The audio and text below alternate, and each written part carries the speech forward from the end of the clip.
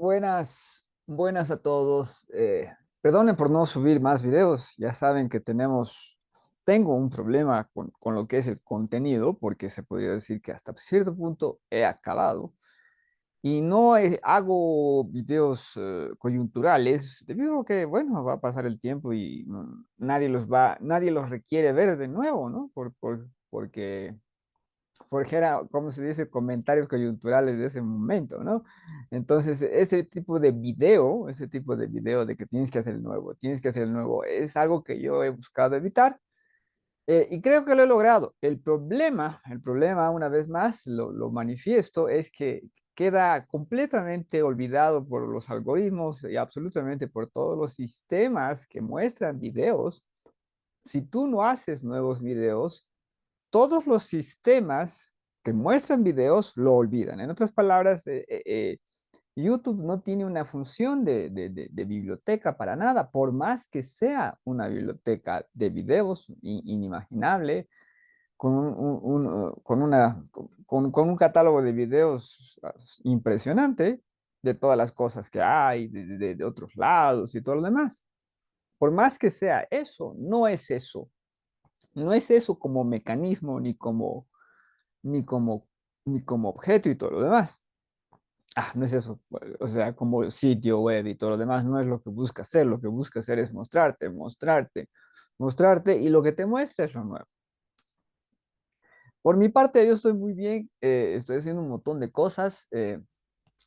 Si interrumpo los videos es por cuestiones laborales. Ya saben, yo tengo trabajo.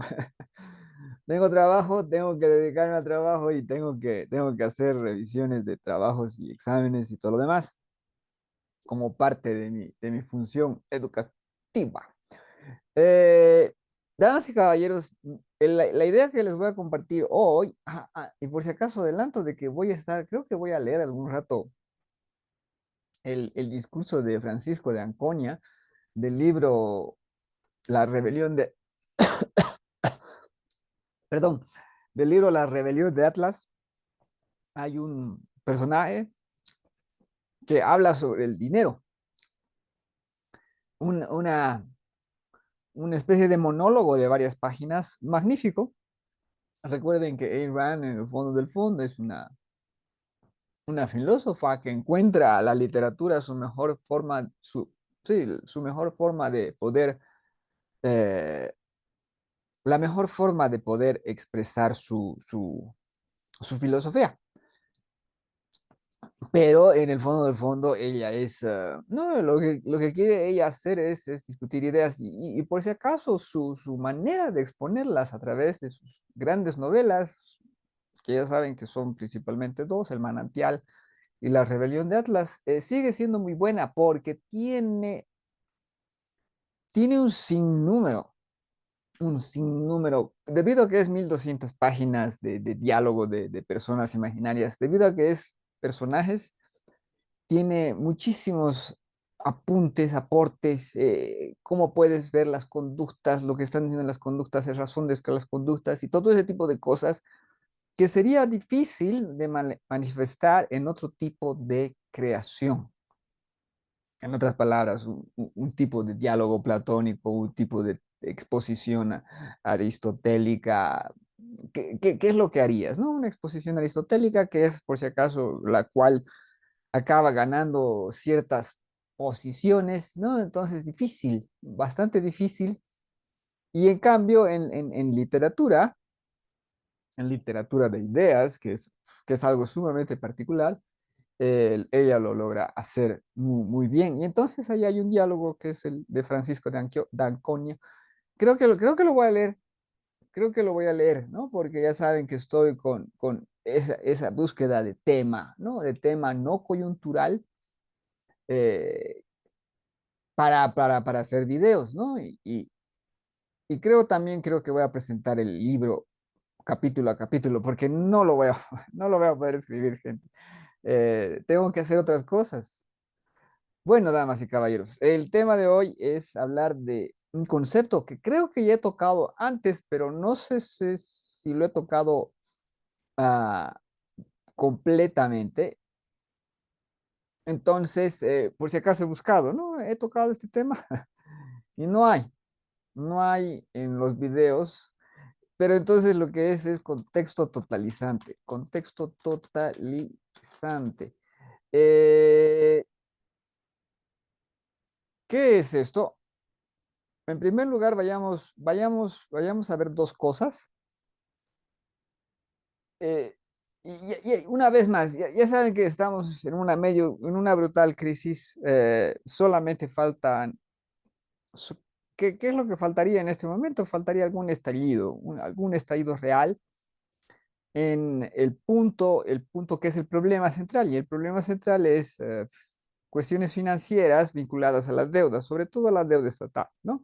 Entonces ahí tenemos que ver que se rompa algo, lo que no tiene por qué pasar. No tiene por qué pasar porque todo el mundo sabe que ahí se tiene que romper algo. Debido a que todo el mundo sabe que ahí se tiene que romper algo, por ahí no se rompe porque las personas que están a cargo, los bancos centrales, los grandes bancos, y digamos todos los sistemas de regulación de lo que es el mercado financiero, van a evitar que eso suceda. Y por si acaso van a evitar que eso suceda por las buenas. Lo que quiere decir que vamos a tener más de lo mismo, o sea, ¿no? Entonces, esa es la gran crisis que tenemos, pero es una crisis circular en todas las áreas de actividad humana. No es solo actividad económica, sino es actividad intelectual, ¿cómo se llama? Narrativa, lo que quieras, cuestiones fundamentales, culturales, culinarias, todo lo que quieras, está ahí la crisis, ¿no? Es por eso que vale la pena hablar de ideas. ¿Por qué? Porque por detrás de esta crisis lo que hay es principalmente ideas. Entonces, de ahí que sea necesario hablar de esto, por más que nuestro tema es lo otro. Lo que sucede es que lo otro, el sector financiero, está perjudicando, dañando y está como está por cuestiones de ideas. Entonces, el contexto totalizante es una idea que surge ¿de dónde? ¿De dónde surge? Esta es una idea de semiología, por si acaso. Semiología. ¿Y qué es semiología? Semiología vendría a ser algo así como una hija de la lingüística. Le pondremos acá semiología y aquí le pondremos lingüística. Ah, lingüística, lingüística. Bien, entonces semiología es el estudio de los signos. Y vendría a ser no, a ver. Y es una, y es una hija de la lingüística, porque es a través de, digamos, estudios la lingüística estudia el lenguaje, estudia su estructura y todo lo demás. Y entonces, la semiología lo que hace es decir, oigan, esto del lenguaje, ¿no? Esto de la estructura de las cosas, de las palabras, de verbos y todas esas interrelaciones y todo lo demás, no se dan solamente en el lenguaje, sino que se dan en otros espacios. Saussure lo que hace es decir, en el fondo del fondo, todo es lenguaje, ¿no? Y Saussure funda la semiología. Y Peirce, en el fondo del fondo, lo que dice es todo es un signo, en el fondo del fondo, como un lenguaje, ¿no? Entonces, todo es un signo, es un proceso de significados y todo ese tipo de cosas. Y es por eso que por todas partes tenemos, ¿no? Tanta falta de comprensión con lidiar con el lenguaje. Cualquier persona que dice, yo soy esto, y mis palabras son esto, esa persona está profundamente confundida con el lenguaje. Y eso tiene que ver, literalmente tiene que ver con un profundo error en lo que es la comprensión de la semiología. Y por si acaso eso se da, ¿no? Cuando se da a principios, se da, digamos, desde principios del siglo XX, desde que Saussure y Peirce presentan sus textos o difunden sus textos. Saussure famosamente no escribe, entonces son los estudiantes de Saussure los que escriben el texto de Saussure, porque Saussure no se molestó en escribirlo. A ver, déjenme ver. Sí, es así la historia. Y si no es esa la historia de Saussure, es la historia de Peirce. No importan los detalles, la idea es esa. Vienen los alumnos y son los alumnos los que escriben el libro. Entonces se difunden esas ideas y todo el principio del siglo XX está muy, muy interesado en esto, pero también confundido por esto, lo cual es una tragedia. Y la tragedia obviamente la estamos pagando ahora con esa confusión, porque es una confusión total. Y por si acaso, ese tipo de confusiones son las que impiden que alguien agarre y diga, gente, el dinero es un mecanismo, gente, no, no. ¿Qué estás pensando tú que el dinero es? ¿No? Por si acaso, si hubiese responsabilidad, habría otro comportamiento. Si tú entiendes algo, no te comportas como que no entiendes, no lo haces mal. Cuando las cosas se hacen mal es que podemos ver de que ahí hay un problema. No es que las cosas se hacen mal y que digamos, no, las cosas siempre se hacen mal. Damas y caballeros, no es así, no es así. Incluso para tu propia vida, por Dios. Eh, la condición humana es estar bien. O sea, cada día te tienes que despertar feliz. Si no te despiertas feliz, ahí hay un problema. Por si acaso te tienes que despertar feliz y con hambre. Y tienes que ser feliz porque vas a comer. Y la comida tiene que ser, ¿cómo se llama? Tiene que ser satisfactoria. Si no, la estás haciendo mal. Así de fácil es. En otras palabras, mal, problema, ¿no? Y entonces, aquí tenemos, eh, bueno, entonces en semiología, ¿no? Entonces vayamos rápidamente a dos conceptos, dos conceptos. Y uno es signo, así muy a la rápida por si acaso, y el otro es contexto. Eh, el contexto define al signo, porque el signo es polisémico. ¿Qué quiere decir polisémico? Todo signo, absolutamente todo signo, y lastimosamente todo puede serlo, lo que no quiere decir que todo lo sea. Claro, una cosa es el potencial y otra cosa es la realidad, ¿no? Entonces, con este, ¿cómo se dice? Con este lápiz puedo dibujar todas las 500 páginas, ¿no? Como potencial, pero no como realidad, ¿no? Entonces, no confundas las posibilidades de la ejecución con las realidades de la definición de aquello que es, ¿sí? Entonces, eso es, todo puede ser un signo, pero no todo lo es. Y todo aquello que pueda ser signo es polisémico. Tiene varios significados, no tiene un significado unívoco, no tiene por un lado. En algunos casos, muy pocos, sí, pero el 99,9%, y seamos sinceros, aplicablemente el 100%, pueden tener varios significados. Pero nosotros, los seres humanos, obviamente buscamos restringir todo eso, porque si no sería demasiado confuso. Vayamos rápidamente a un signo, ¿no? Entonces aquí tenemos una palabra, ¿no? Entonces es una piedra. Entonces, piedra, ¿es bueno o es malo? El signo es piedra, piedra, ¿no? Entonces, ¿cómo vamos a saber si es bueno o malo? Por ejemplo, en la expresión una piedra en mi zapato, ¿no? Entonces, aquí tenemos piedra y tenemos en mi zapato. Una piedra en tu zapato te molesta, te hace daño. Entonces, aquí esto es malo. ¿Pero por qué es malo? Por el en mi zapato. No es malo por otra razón, ¿no? Ah, piedra. piedra, ya.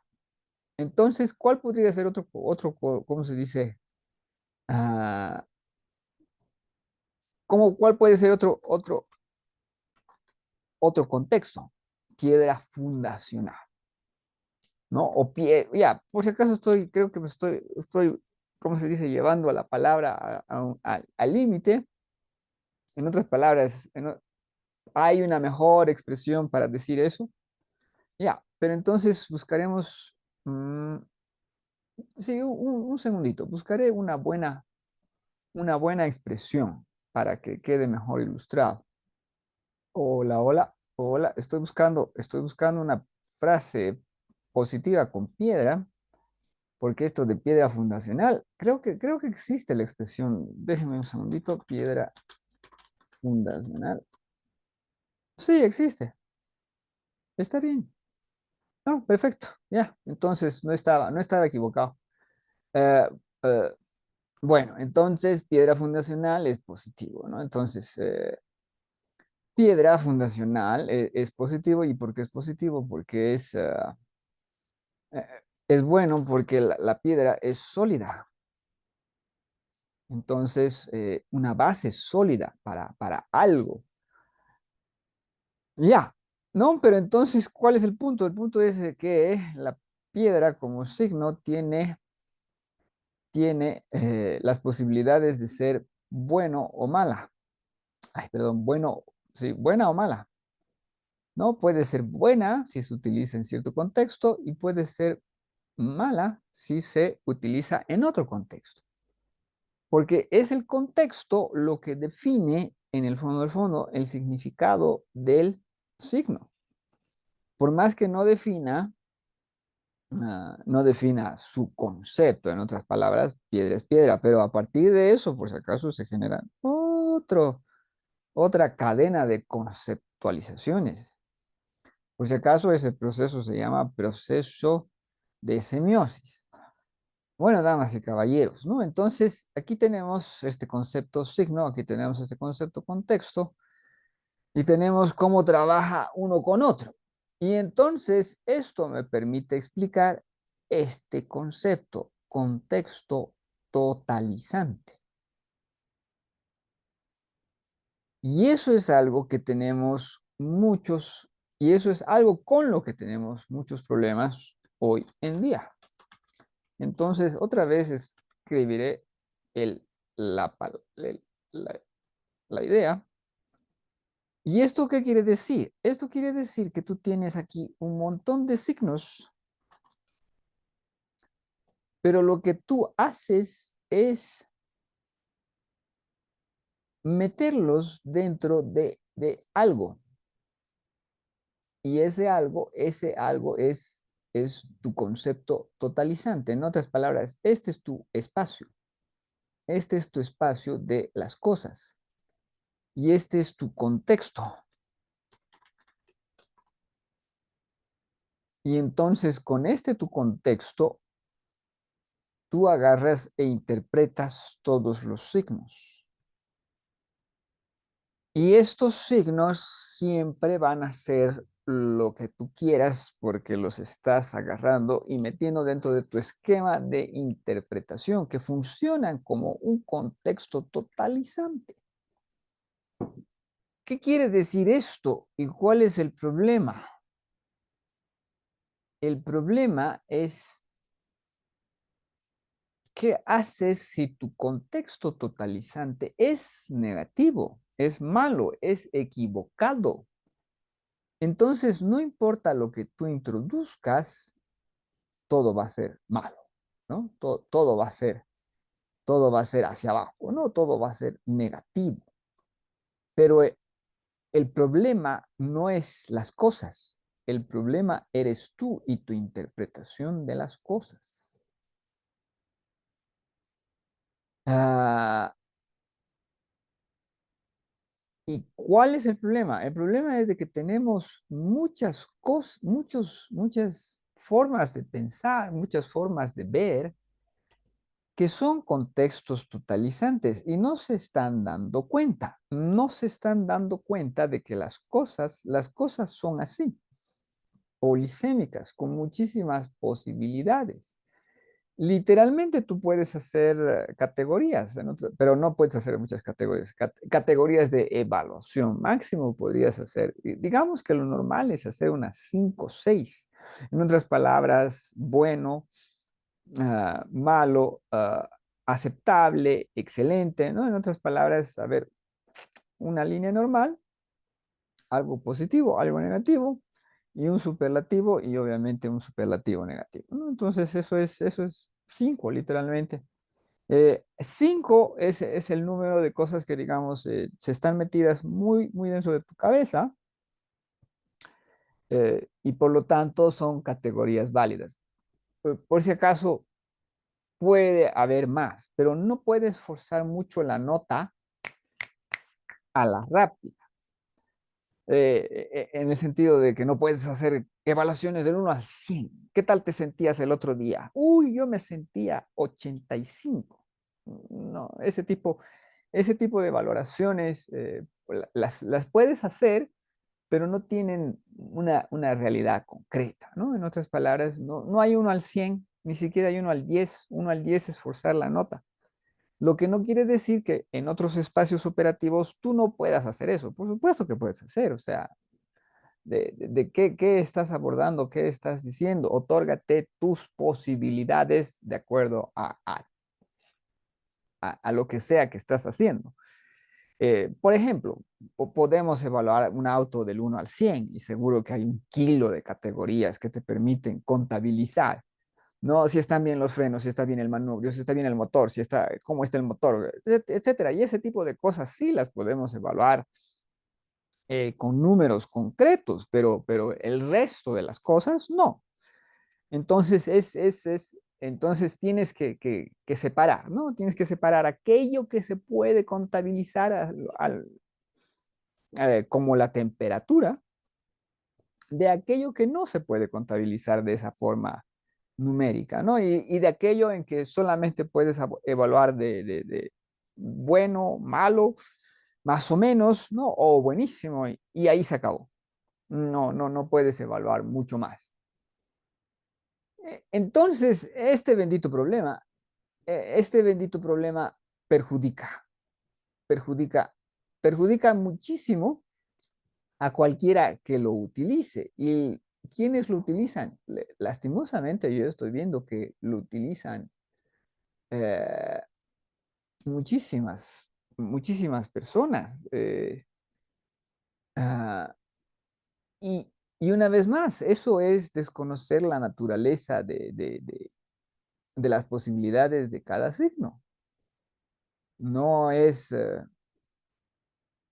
no es algo que esté allá afuera, no es algo que esté aquí, sino es algo que está aquí, en lo que tú haces. Y he visto ya muchísimas negaciones de eso, muchísimas negaciones. Por ejemplo, cualquiera que quiere prohibir una palabra, eso, eso está mal.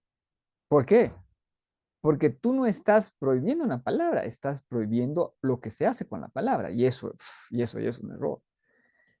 Eh, por si acaso, a ver, ciertos grupos, toda la teoría crítica es un contexto totalizante, y hay muchos más, ¿no? Ciertas religiones, ciertas ideologías son contextos totalizantes. Creo que podemos mencionar uno. Digamos que el freudianismo mal tratado y mal entendido es un contexto totalizante dentro, y ahí tenemos la fácil caricatura, ¿no?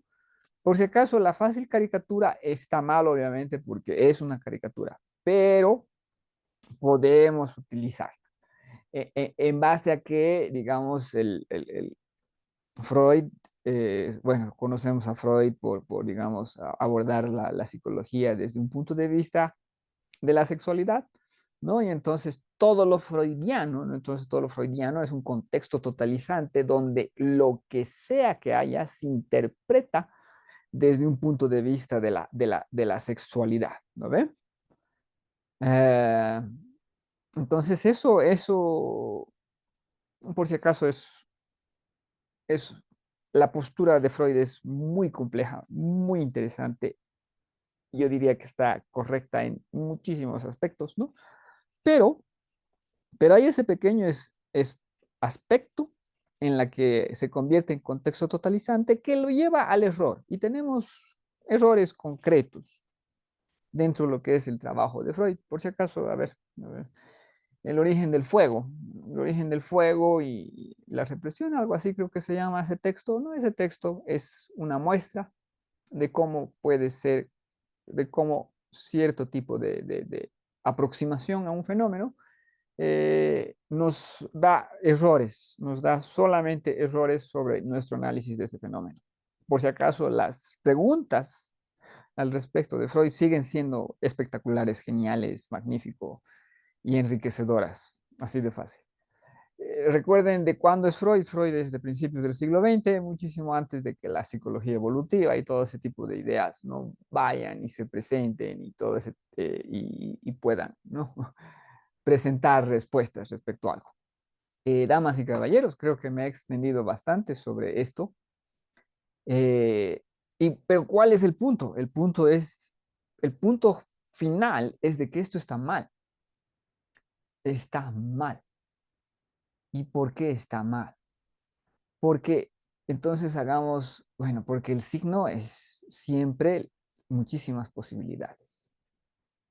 Siempre es muchísimas posibilidades. No es una, ¿no? Y lo que nosotros precisamente buscamos, lo que nosotros precisamente buscamos es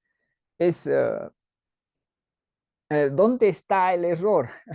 ¿Dónde está el error? Y podemos ver, donde sea que haya algo que esté mal, donde sea que esté lo malo, ahí hay un error, donde sea que hay un tropiezo, algún problema, hay un error, hay un error de conceptualización, metodológico, lo que fuera.